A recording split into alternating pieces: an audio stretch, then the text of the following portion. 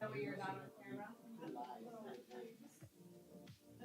Well, on YouTube, the people that first are seeing somebody talking to the microphone. No, it's true, because you should see the gentleman that was sitting up here while her friend was presenting. His facial expressions were very entertaining. You don't see any. Avoid. Well, I think. Chuck, can they see Mario? If whoever's presenting at the podium? Yeah. They show my husband my presentation. He goes, "Well, there's nobody there," and I go, "No, there's." You're good to see. Even for that, but I was like, "You're getting out my total."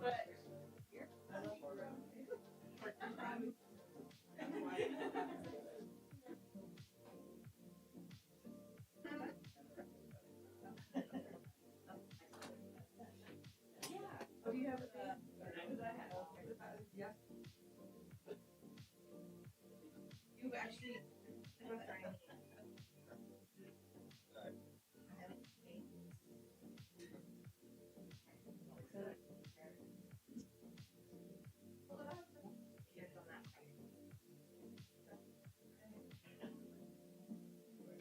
Yeah.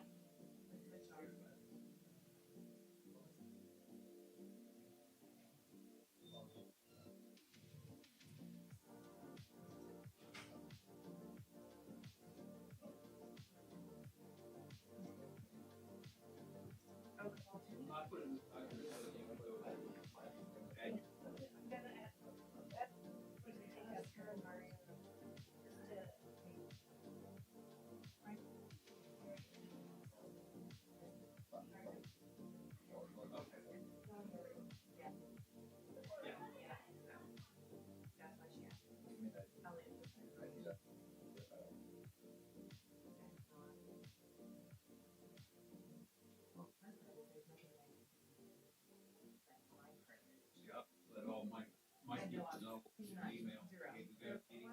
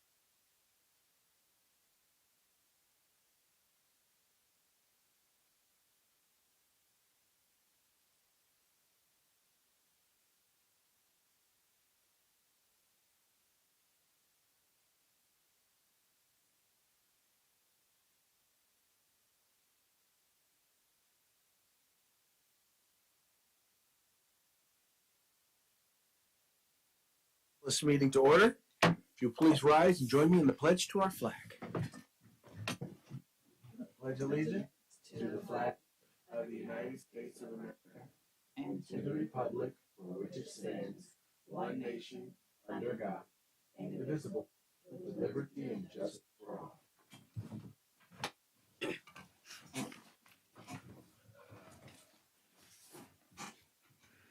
Okay, I'll announce there's no actions were taken in closed session, and I will now entertain a motion to adopt the agenda.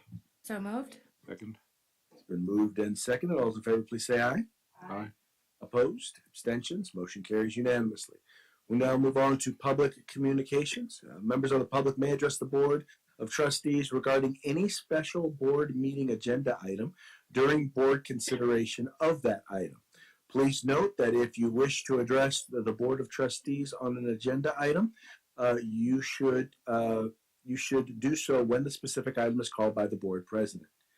In order to submit your comment in person, please fill out a request to be heard card, and you can give it to the board assistant.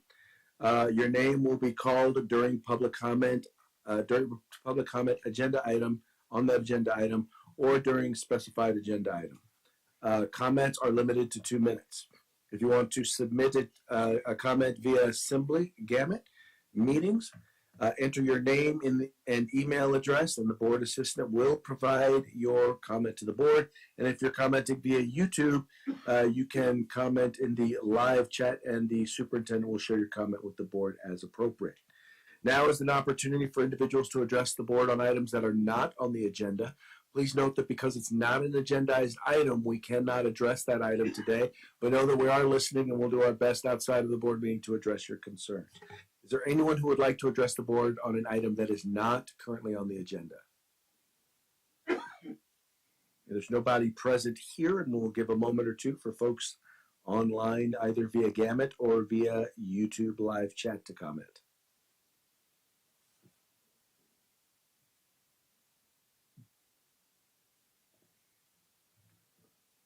I'm almost thinking we should reserve this time for each board member be prepared to tell a joke while we wait. Oh, I was over here humming the Jeopardy soundtrack. Okay. On that note, do we have any comments? No comment. That was a double entendre right there. No comment. Okay, so we will now move forward. Where am I at here? We'll now move forward to reports, and we'll start with the Robla Education Foundation. Hey, you'll pardon me if I don't walk up before you, because I got my 2 miles in today, and my legs are having words for me.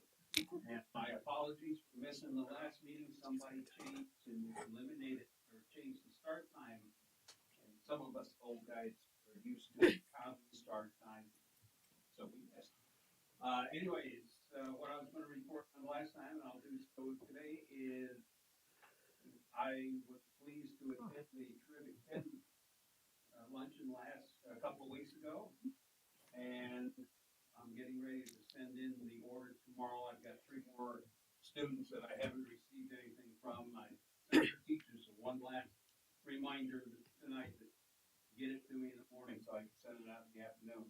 Also today, because I spent an hour each week in each one of the 4th grade classrooms here at Robla, and they were represented in the last 2 Terrific 10 lunches. And one of my students drew that picture today and presented it to me before I left her classroom.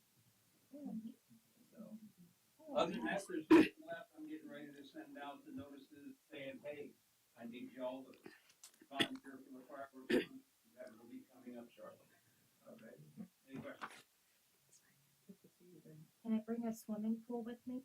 Like a baby pool for the fireworks booth? It was bad. Okay, on that note, we're going to go ahead and move forward. Robla Teachers Association. CSEA and Superintendent's Report. I just wanted to report on Monday, I participated in the MLK Walk that is facilitated by the Roberts Family Development Center. I wish I knew it was going to be 6 miles. but it was a great event. It was a really great event, and Ramon here walked with me. And next week I will be out in Indian Hills for the Access Superintendent Symposium. That concludes my report. Trustee Devine, Nothing at this time. Trustee Embleton Stark, Nothing at this time. Trustee Barnes. Nothing. I also had an opportunity to attend the event, and it was nice to see they gave Robla a nice shout out. If you ever get a chance to attend that event, it's a phenomenal event. It's really, I've been to the one downtown and I've been to the one in North Sacramento. The one in North Sacramento very much has a community feel. A lot of people, all of the people who are running for the District 2 City Council seat were there. The mayor was there. Anyway, people from various different community organizations were there. It was a phenomenal event. So anyway, would encourage you, if you get an opportunity to attend next year, would encourage you to come on out. It was a lot of fun. And with that, we're going to move on to recognition. Thank you. So the Robla School District is proud to join more than 1,000 local educational agencies in the state in recognizing the contributions of board members during School Board Recognition Month.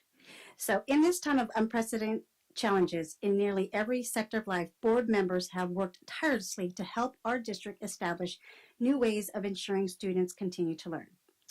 So we have resolution number 904 in recognition of School Board Month, January 2024. And Mr. Castillo and Ms. Sullivan will be joining me. So we will read.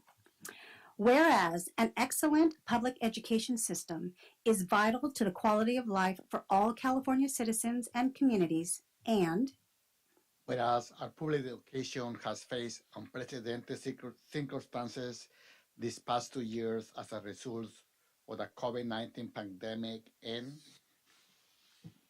whereas our local school boards acted immediately to ensure our children's academic, social, emotional, physical, and mental health needs continued to be met at a time when students needed consistent services most, and whereas the school board members continue to advocate to serve the children in our community best each and every day, and whereas local school board members are committed to children and believe that all children can be successful learners, and the best education is tailored to the individual needs of the child, and whereas school board members work closely with parents, educational professionals, and other community members to create the healthiest environments possible where all students can thrive, and whereas school board members are responsible for building and maintaining the structure that provides a solid foundation for our school system, and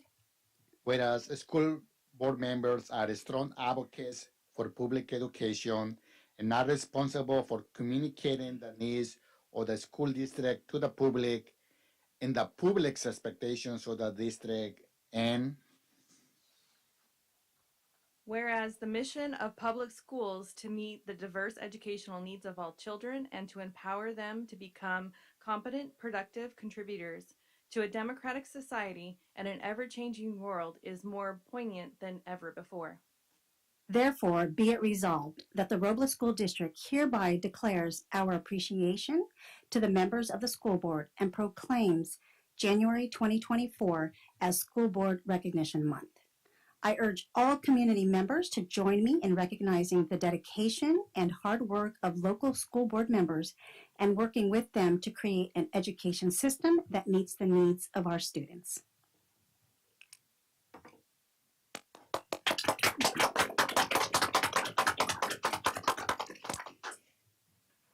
That was very sweet. it has to be passed. Thank you. There you go. I'll entertain a motion to approve. So moved. Second. Been moved and second. Is there any discussion? Thank you.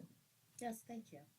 Thank you very much. This is our first time we've ever done that. I'm just, I feel like it's wrong for us to vote to approve something to recognize ourselves, though. I know.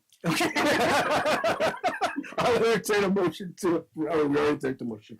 Been moved in second. All those in favor, please say aye. Aye. Opposed? Abstentions?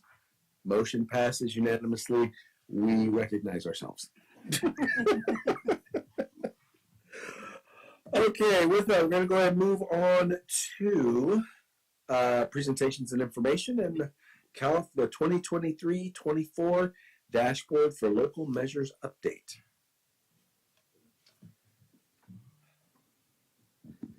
Good evening. Good evening, board members, Superintendent Chen, audience members. I'm Mario Penman, the director. I was going to say principal. Years. Well, this is only my beginning of the third year. So, but it was 14 years over there. So it's kind of like still deep in my heart. So, I'm Mario Penman, the director of curriculum and assessment. I'm here to give you the California dashboard information presentation alongside with director Cindy Lyon. She's going to be in the second part of the presentation with me.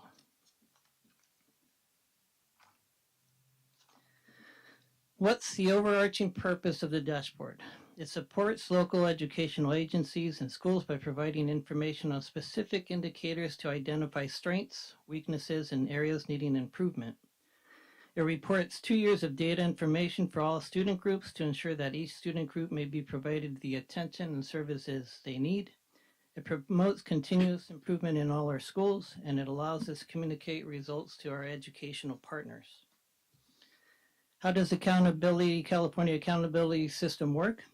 For state measures, performance is based on 2 factors: the current year results and whether the results improved from the prior year, and whether we increased, maintained, or decreased.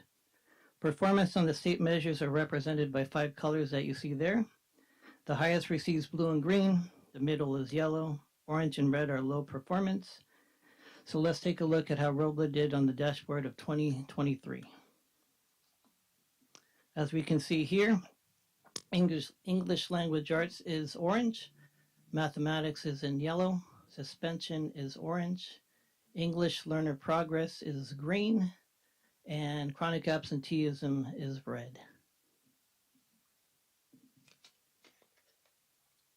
Do we have the numbers from last year?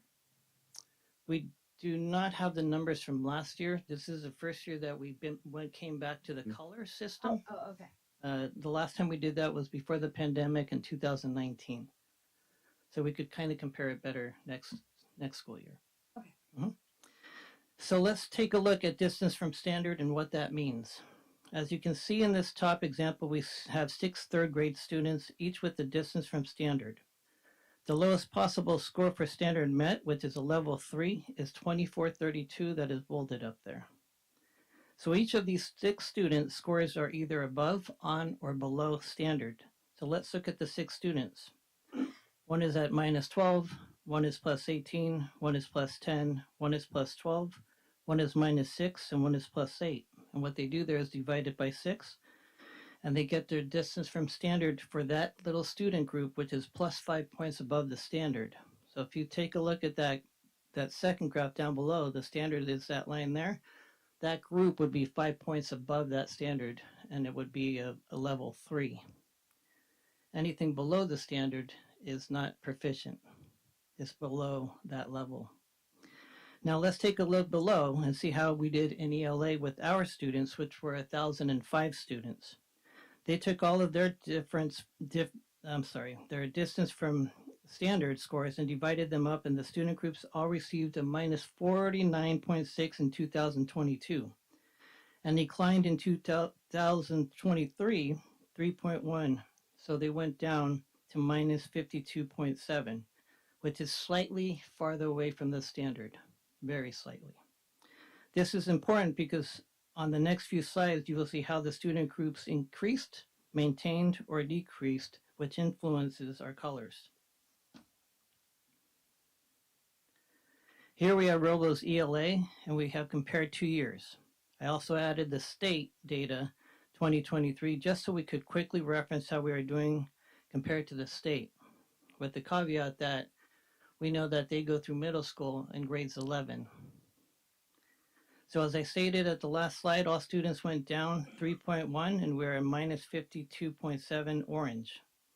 Our African American students and students with disabilities are red, where African American students went up 2.8 points and maintained overall. And students with disabilities decreased by 10 points.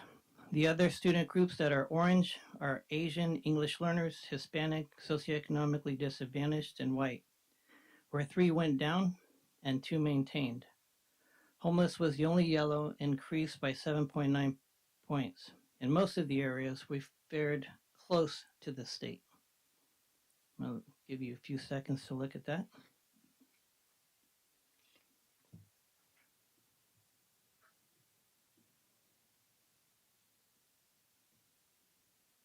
In the area of math, we have some good news.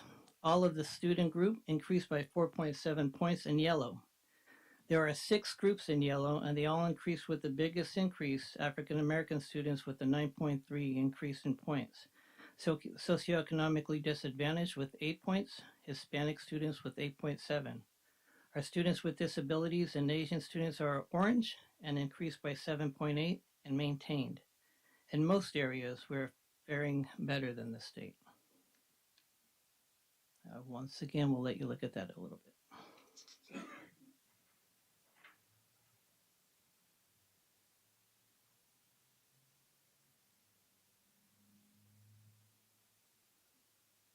As we take a look at the next 2 slides of suspensions and chronic absenteeism, keep in mind, we want to see decreases, not increases like we had in ELA and math. So here we have suspension rates for all of our student groups. For all student group, we see an increase of 0.5%. So we went up 2.9% in orange. Our African American students are at 6% in red and maintained. The other student groups with orange are English learners, socioeconomically disadvantaged, Hispanic, white, who all went up a little bit. The student groups in green were students with disabilities, Asian, and homeless, which 2 declined and 1 maintained.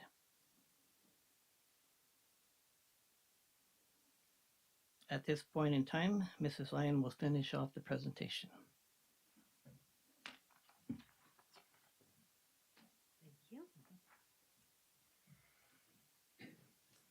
Okay, I'm going to talk about chronic absenteeism. And as you can see, that's a lot of red.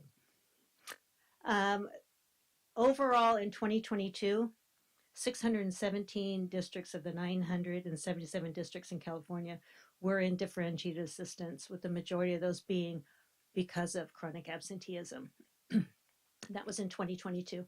In 2023, there was a change of 219 districts left DA and 68 new districts came into DA, differentiated assistance.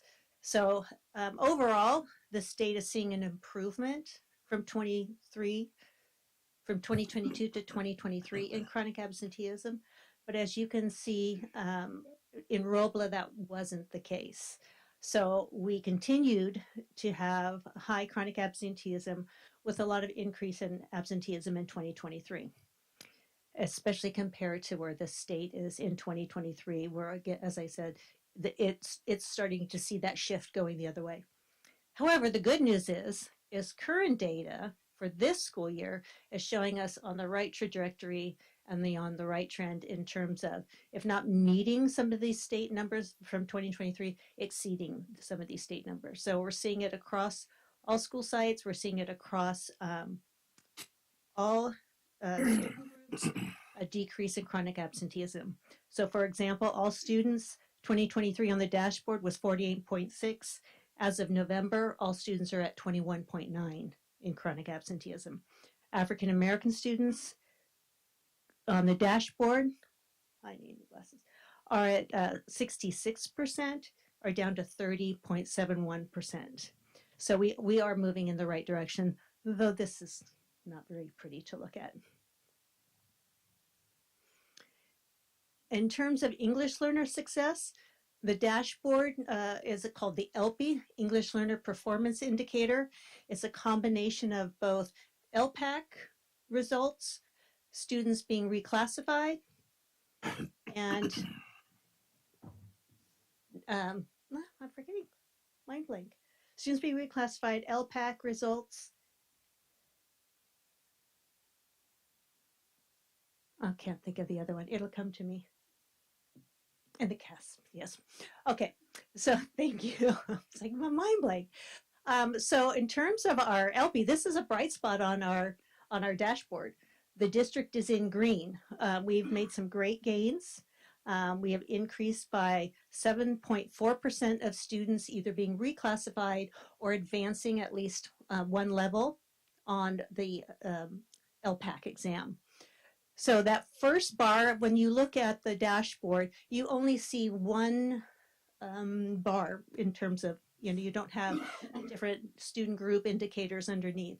But what you do have underneath is a section that's purple down to red. And what that does is it shows you what does it look like when you look at just the LPAC assessment itself. And what we want to see is we want to see the purple and blue increasing.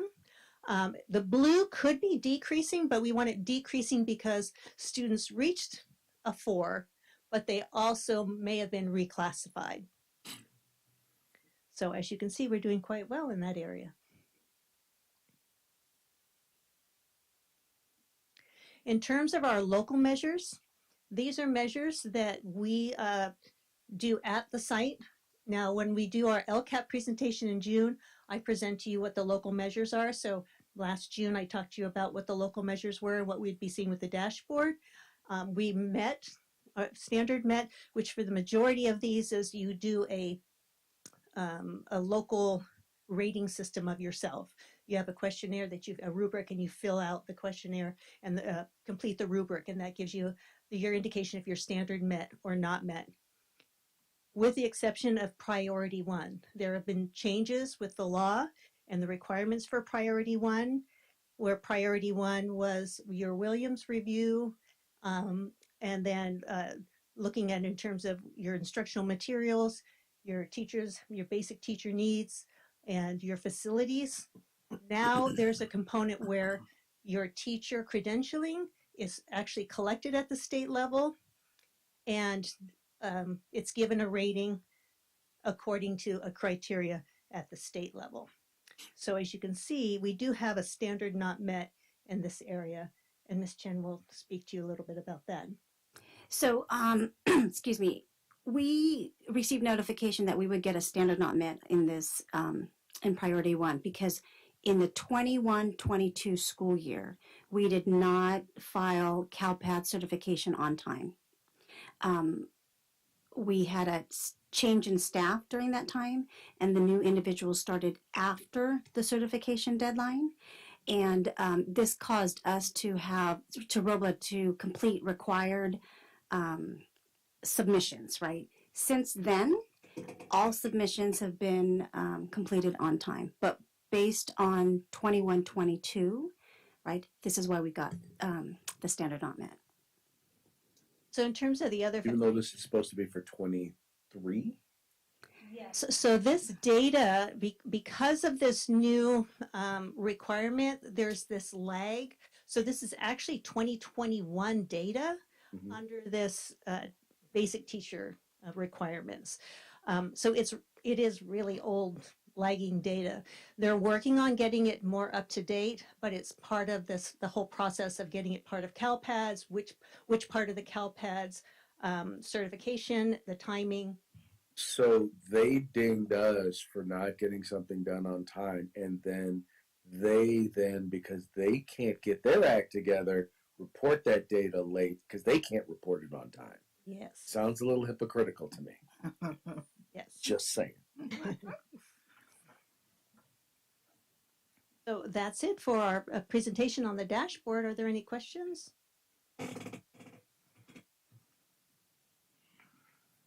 Thank you very much. Or actually, I do have one question. Yeah. Sorry.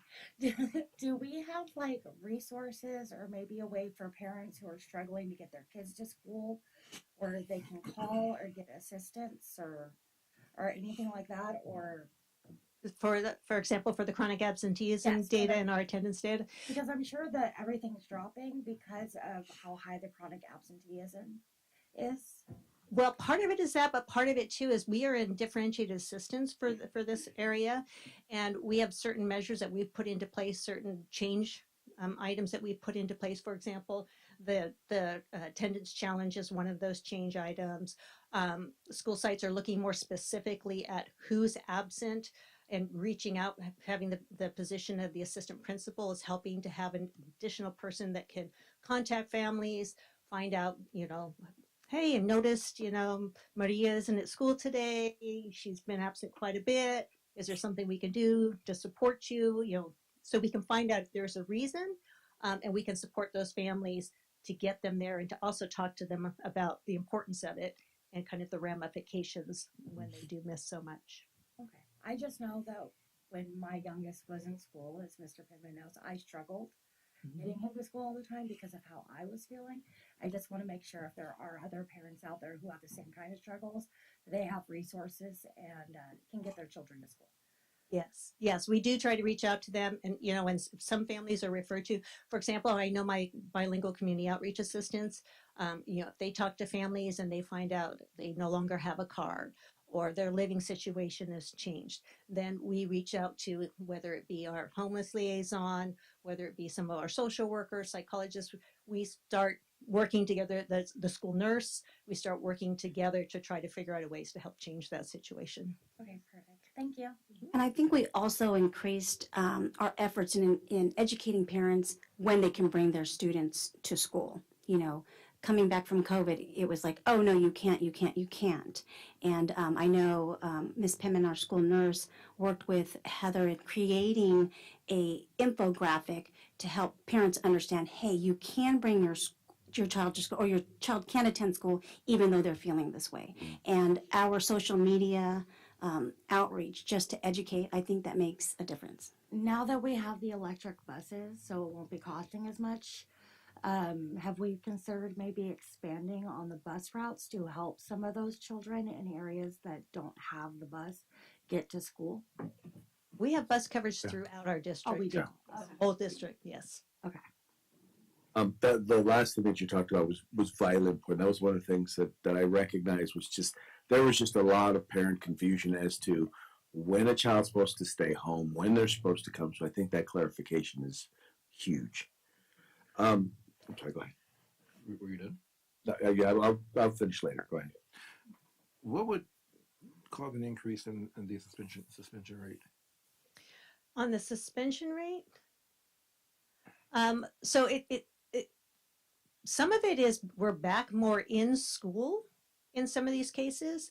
Also, too, sometimes, like for example, when you look at all students, you have to look at the size of the student group, because I know, for example, Mr. Penman can speak to several years ago.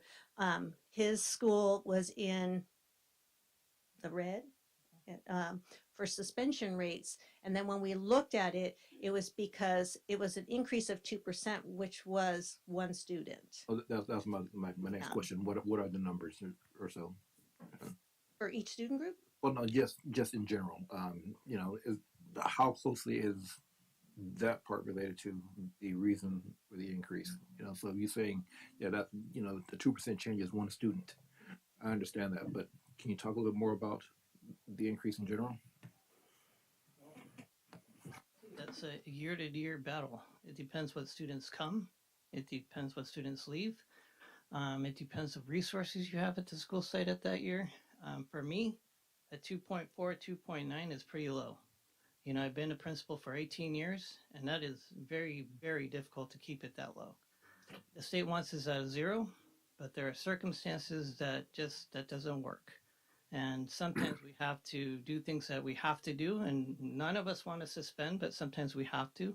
And it depends on per year and per child and per student body you have that dictates what you're going to do.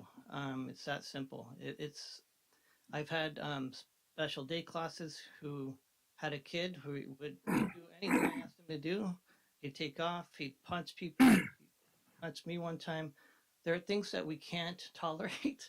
And so that's what happens. When you have these minutiae of numbers, 2.4 to 2.9, that's still very low.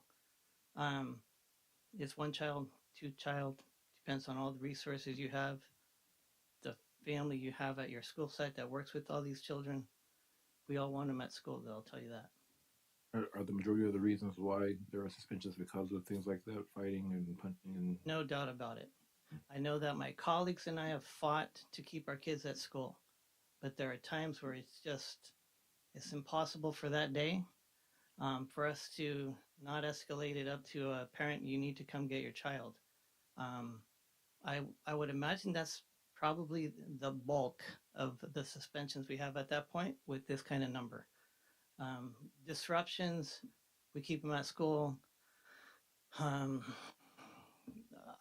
there's physical activities that happen, physical acts that we keep them. It's just the severity of it, and the severity of it is at 2.9 and 2.4. It really is, because we can tolerate you leaving the classroom. We can tolerate you disruption. We're going to help you. We're going to get you to the social worker. I'm going to work with you. Everybody's on board to embrace that child and kind of work with them. So yeah, that's the extreme cases in my estimation for sure. Are there? I could just give you raw numbers because I'm able to pull it up. The dashboard, this indicator uses the baseline as 2,082 students, and of that, 2.9 is 60 students. That's how many students were suspended at least once. That would give us a 2.9%. 60 different students or 60 suspensions? 60 different students. 60 different students. And then I'm like looking at it to like our populations are two of our smallest populations have the highest suspension rates as well. African American students and white students are our smallest numbers of our smallest populations, but they have really high suspension rates, and we also know that they have high absenteeism. And I think the efforts, the challenges have been really great, and all the interventions have been really great. But I am wondering if there is something else. I'm wondering if our kids are not feeling a sense of belonging and feeling connected, and that's why they're not coming to school, and that's why we're seeing this high number of suspension, and that's why we're seeing an academic decline. I think some of the interventions are really great, but I'm wondering if there's opportunities to dig a little bit deeper to find out why our kids, specifically the African American kids and our white kids, who are our smallest populations, aren't striving the way that some of our other populations are. One of the things that we do, and it will be happening this February, actually, is we do our panorama survey, which is our climate survey, which asks those type of questions, and that we can disaggregate data down by which students are responding in which certain ways, and that's one of the ways that we are looking at, because that's a very valid question, and it's constant to see that there are certain student groups that tend to be in the red orange zone. Also too, when you look at making changes on this, if you dig deeper down into the view deeper reports, for example, to go from one color, if you start at a certain percentage, and you're in the color orange, to move from orange to yellow can require as much as a 2.99% change. And so when you have these low of numbers, it's kind of hard when you're a small district with some of these student groups end up being small. So even though it could be a large number when you look at the size of what that student group is, trying to move that can mean just a couple of students. So if we can figure out who those students are and why they're having such a hard time, absolutely. But it also is the advantage of school sites knowing who those students are, the students' situations compared to in a large, elementary school. I want to continue on that point. Do you mind? Yeah, good. For the African American students, like she's saying, we dig deep. It doesn't stay at this district level where we're looking at. We look at every site. We do that at cabinet. So when we're looking at our African American students who have been suspended, we have one school that didn't qualify because they didn't have enough students, one school that was 1.8, one school that was a 6.5, one that was a 9.5, and one was 4.3. So we can take a deeper dive into what schools we need to target a little bit more, what conversations we have to have with different staff. That's the beauty of this ever-changing information is that we're working on it just when she works with the SBSAs with the principals. There's different goals, there's different targets every single year. Because once you solidify one area, there's always another one that pops up the following year. And so this is the data that we do. We utilize it all the time. We talk about it all the time at cabinet and have these conversations as you're alluding to. Why is this happening? And do they feel connected? We're having those conversations all the time. And we feel like, we're in charge of that. We want to make sure that these students do feel connected. We want to keep them at school. We don't want them suspended. And, we work very diligently to try to do that. To continue with Trustee Hill to Stark's point, I am curious about the numbers and the spikes particularly. And I know that I'm not saying that this is the case in this district, but I know that there have been cases of implicit bias that causes spikes, whereas one student might get suspended and another student can do the exact same thing and not get suspended. And I'm not saying that's the case here. I'm saying, is there a mechanism to make sure that that is not happening? And if so, can you tell me a little bit about that?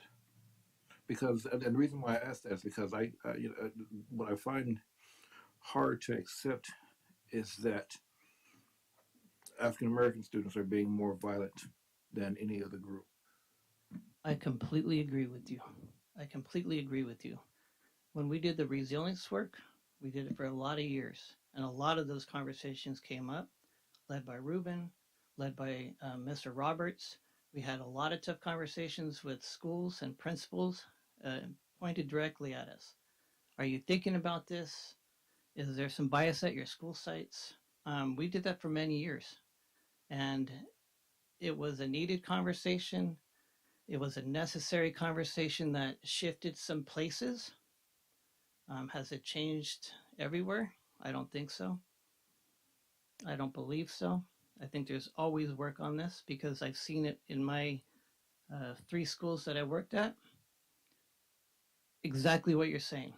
That student is white, does the same things that this student over here that's African American does, and that student is getting suspended over here, and that one is not.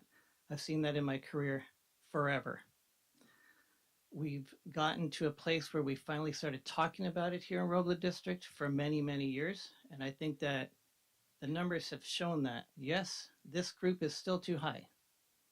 Overall, though, we were, 16% suspensions, 17% suspensions years and years ago. And African Americans were 50% at almost every single school. And they were the lowest population. So, yes, it is still necessary to discuss this, but we've come a long way from where we were in the past. But we're still talking about it, and I'll still challenge anybody with that one, because you're correct. You are correct. Mm-hmm. I need a refresher. I would love a refresher.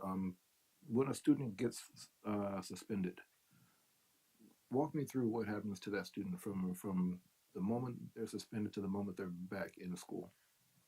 Well, that may vary from school to school. I can only speak to my experience, where you pull in the parent. If counseling is necessary, support for the family is necessary, it's a discussion with the family. It's not just, hey, you're suspended, come pick up your child. We have resources at school to support all of us. We have to, like you're saying, reflect. What was our part in this? Did the teacher handle the situation correctly, or whoever is working with that child? But that depends on every circumstance. I mean, I can't give you a general what happens because there's so many different circumstances that occur. But I feel like we're always trying to keep our students at school, and that takes everybody's involvement. The APs, the social workers, the psychologists, the principal, they all have to be involved in making sure that that child is successful. What about the academic part while they're being suspended? So the academic side, so the academic part, their academic performance. So they are suspended, they're gone. They come right back and try to pick up where they left off, or is there like a prep in there, or That's generally the case. They get suspended and they get sent home. Sometimes work is sent home and sometimes it isn't. And then they're marked absent. Well, they're on They suspension. fall behind. They're on suspension. So that may be midday, morning, afternoon. Who knows when that happens? Is there a reason why work would not be sent home? An answer for all the schools, honestly. I just know what I've done. Is that something that you can look into? Absolutely. I will say, in my experience, it all depends on the timing of the incident, you know, and I think if the suspension is for a long time, which is not what we recommend, we have to give the teacher time to put it together. If something happened at 3 o'clock, there's no way something can be sent home that day. But we could absolutely look at the processes. I would expect, and tell me, Mr. Penman, if this is a practice, once the student comes back, or once the student comes back that day or prior to that, there's a conversation with the parent regarding the reentry plan, right? And then there's always a conversation with the student because, you know, it gives a student time to reflect on the behavior, what we can do better. And I know that we do have staff at every site, like our intervention teachers, right, that can provide some support, right? I know we do have resources, so a student is just not gone for a day or two and then expected to learn that material on their own. That's not the expectation, you know, but it is, you know, working on all angles, academic as well as the behavior and the social emotional.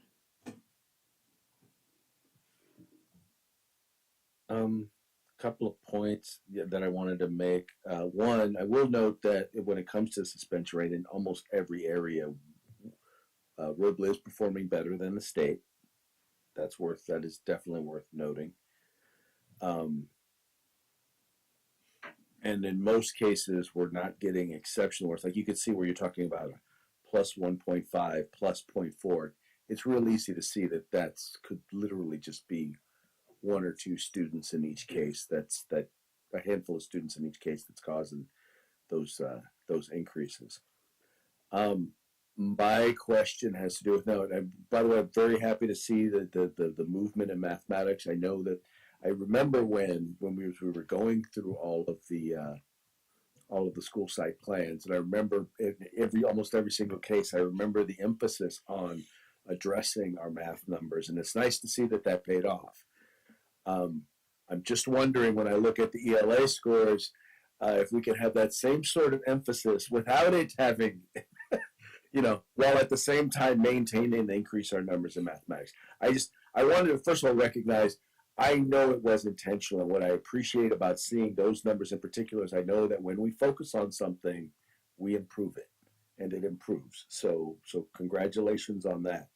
And that having been said, I am really, really looking forward to kind of hearing how we're addressing, in particular, the ELA numbers, anything that we've either put in place that we're currently doing or that we're planning on doing.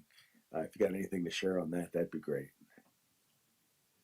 Well, we were working on that, which is called SOAR. We were working on that. It had to do with oral language and writing and discussions with our students and them talking to each other, because when we walked into classrooms, they weren't doing that enough. And we were doing a lot of work in the area of ELA.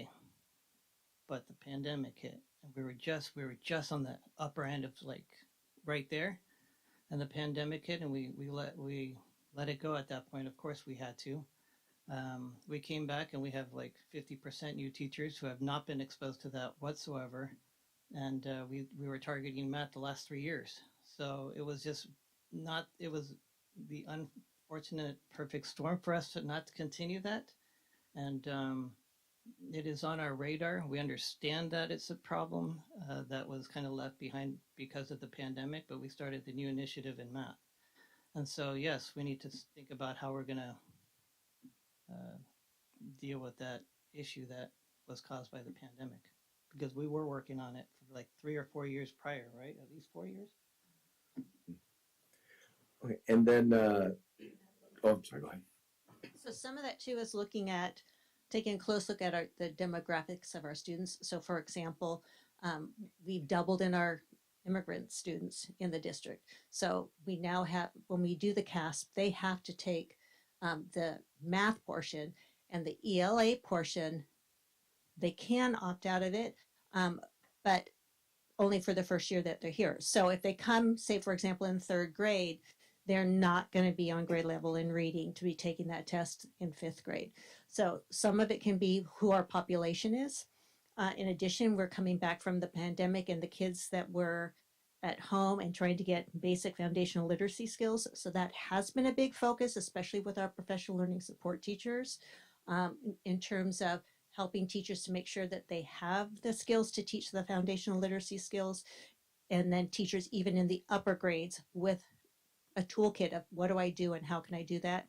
Intervention teachers and some of the classroom teachers have adopted Haggerty, did I say it right? Haggerty, which is a program that they're finding some success with. And so that's kind of slowly, that's a grassroots that it's slowly, they're finding success with it. So more and more teachers are trying to implement that as part of one of their interventions for students that aren't reading on grade level. So you said that our number of English language learners has doubled over what? Our immigrants has doubled. Our English language learners is going back up again as well. Okay. We have about 50 more. You said it doubled over what period of time? From last year to this year. We went from 40 to we're over 80. Okay. But how many have opted out of testing? Well, we automatically opt them out if they're in their first year here. Mm-hmm. But a parent can request it, not very often, because we want that 95%. So we don't advocate for them to opt out of it. I think I used the wrong term in terms of more. It's like they are automatically opt out that first year, but then after that, they do need to take it once they've been in California school for over a year. Okay, so the 40 increase, you said we went from 40 to 80. They were all opted out. No. That 80, if they were in grades 3 through 6, the first year they were here, they didn't have to take the ELA, so they were automatically opted out. Then once they were here for 12 months, so if they were the 13th month they were here and it was time to give the test, they had to take it.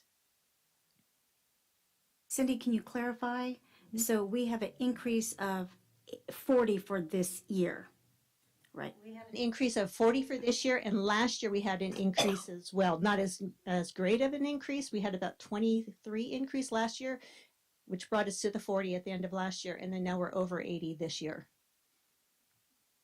Looking at some of the success we had in particular with English language arts, how big of an impact do you believe our DLI program had or didn't have on that success? Success on the CASP? Well, no, in terms of our English, or not English, I'm sorry, our English learner data. So for the English learner data, I can say this. I know that when I looked at CASP scores at the end of last year, when I looked at those students that had 4 in ELA, they were either in the GATE program or they were in DLI by majority. When we look at reclassification rate, the reclassification rate is higher for the children in the DLI program. Well, I think the interventions for English language learners is really fantastic, and I would like to see how some of those interventions might be transferable to other populations that have been historically struggling. Yeah, and I think one of the things is there's a lot of research out currently and a lot of work around multilingual learners, because in the state of California, it's increasing, like 14,000 more from last year in the state of California of students are English language learners. So there's a lot more research and a lot more work on multilingual learners. And they call them multilingual now because they may be learning English, but they still are trying to learn their home language as well, right? You're not proficient in any language at any age, especially at the age of 6. So the research on the importance of maintaining that primary language, because of the transference in the brain of if you can read in any language, you can read in another language because the foundation is there. There's a lot more going on, and a lot of that has to do too with the importance of oral language that leads into reading proficiency. So when we talk about the SOAR practices, the first two SOAR practices that we implemented in the district were disciplinary communication and disciplinary discussions. So trying to change the landscape of the classroom so that it was a lot more opportunity for students to speak. And that's how we can take some of that research that's behind what's absolutely necessary for English learners, but is good for everybody. Well, I've asked you a lot of tough questions and probably will in the future too. But I do want to acknowledge the improvements. Congratulations on those, and the stuff that we know that is not in here, such as the progress we've made on absenteeism and the challenges. So congratulations on those, and keep up the great work there. I look forward to. You know, I want to say thank you for your questions. That's appropriate. You know, you should challenge us. You should ask questions because it keeps us all sharp. On that note, just one last question. One of the reasons we originally Then today, you voted yourself then today.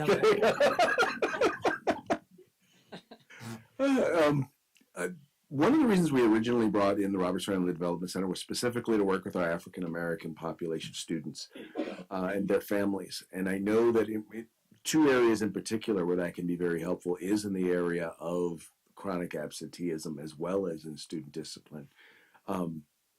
Are we being intentional in working with them, in particular, to try and work with families and bring in families to find out what are some things that we can do to help them when it comes to the issue of absenteeism or student discipline? I mean, are we? I just want to make sure that that is something that we are doing, because that was I know that initially they were very, very helpful in that area. And I know we've got them doing a lot of stuff now, and I appreciate all that they do. But I don't want to lose that. I don't want to lose that focus, because that's something that has been very helpful with us. So the Roberts Family Development Center is working at Taylor Street School specifically during the school year with an extension of the Freedom School Summer Program. And part of the work that Ms. Chan and California Collaborative on Excellence in Education group is doing is really looking at what are the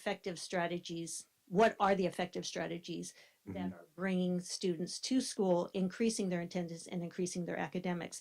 So we are actually in the process of just started doing some student interviews of students that have been part of the Roberts Family Development Freedom School program.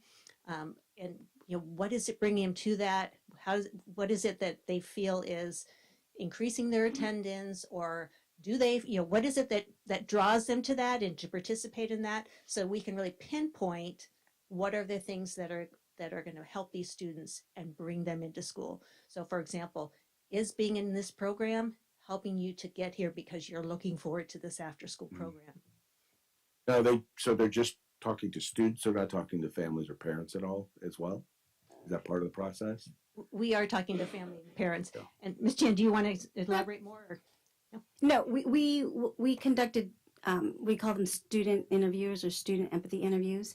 And then once we complete those, we will also reach out to the parents of the students who are currently in the Freedom Program and those who participated in the Summer Freedom Program that are not in the program right now. Got it. And I will say that our partners, START and Roberts Family Development Center, will be giving an update on their program. Is it February or March? February, right? And we'll make sure that they share some of the strategies that they're using with the parents. Because Excellent. I know that Mr. Roberts has some parent meetings as part of his program. Perfect. That's exactly what I wanted to hear. Anyway, thank you so very much. We appreciate the presentation. I'll tell you, this data is really helpful. I know that parents and society in general is like, oh, we don't like standardized tests. We don't like all these things. What they don't understand is these numbers, these assessments help us to know how to help these kids.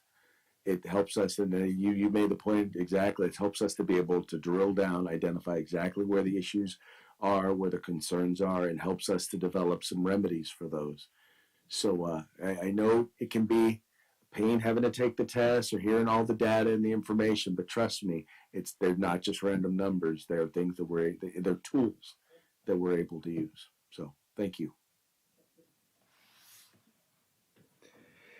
And that will bring us to board member requests for future agenda items and or reports. Trustee Devine. Oh, I'm sorry. Yeah, let's see, man. I'm just moving right ahead, ain't I? I stand corrected. All right, I will entertain a motion to approve the consent agenda. So moved. Second. Been moved and second. All those in favor, please say aye. Aye. Opposed? Abstentions? Motion carries unanimously. Now we'll move on to board member requests for future agenda items and reports.